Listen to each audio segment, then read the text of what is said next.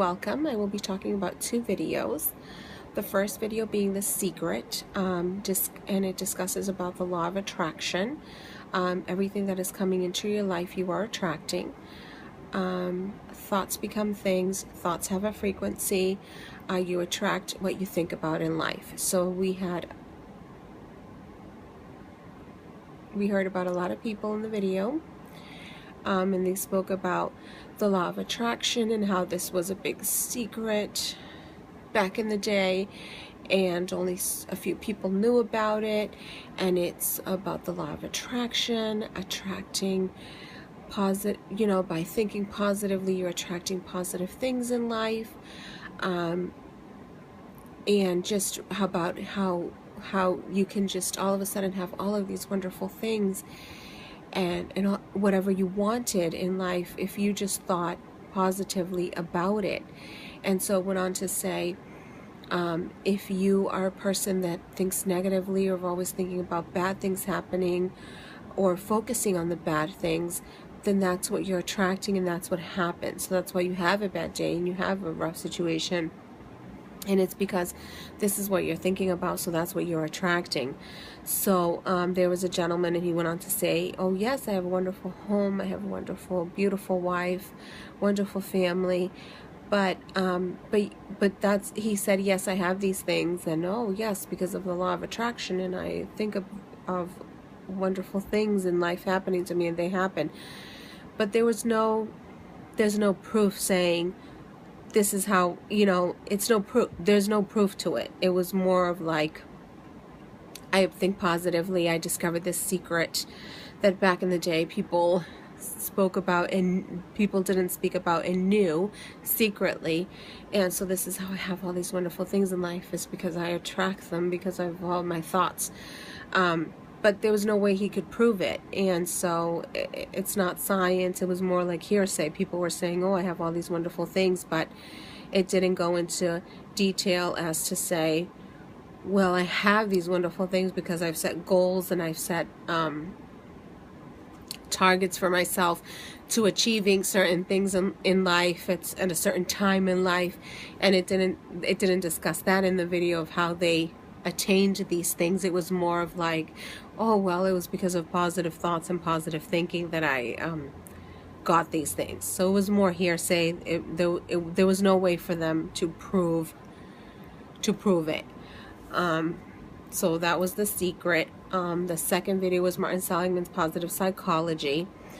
He went on to discuss that psychology has changed in the past 60 years. 14 disorders are now treatable and 2 are curable. And so he went on to discuss a science of mental illness. They could take depression and alcoholism, measure them with rigor, create classifications of mental illnesses, understand the causality, and do experiments. And then he went on to say psychology can now claim to make miserable people less miserable. And so that was the good part of psychology, and the not so good part of psychology was that they forgot to improve normal lives. They forgot to improve. It never occurred to develop interventions to make people happier. And so that was the one thing that was not good about it. And psychology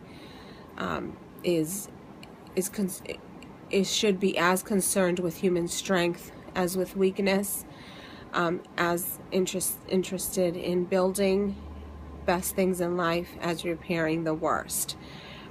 And then the third one was as concerned with making the lives of normal people fulfilling and with nurturing high talent. So he went on to discuss those things in the video about what part of psychology is good and what part of psychology is not good.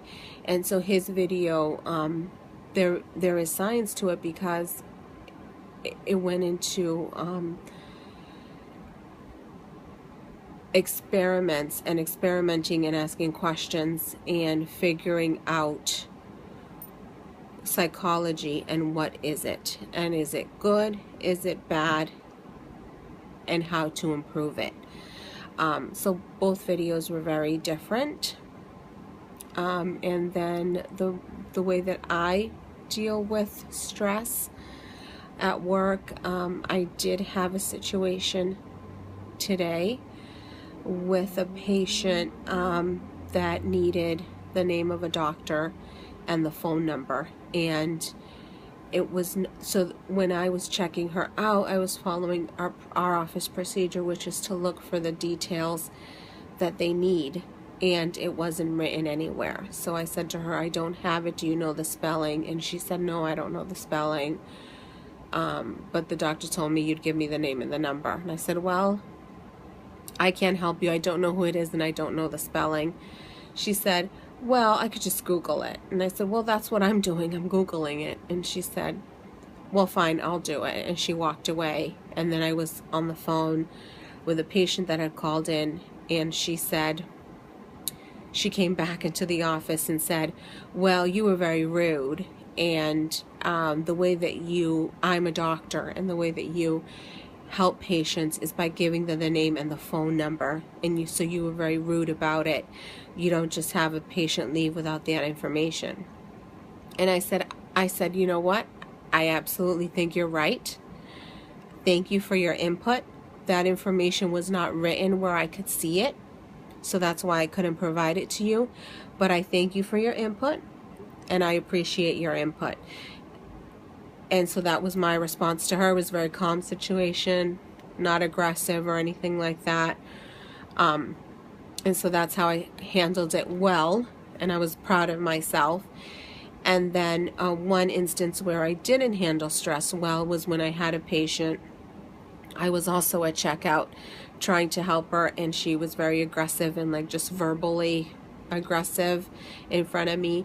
And the only way that I at the time knew how to deal with it was to walk away from her. So I just walked away from her. I got my office manager to talk to her, and then I didn't talk to her at all, or didn't interact with her at all.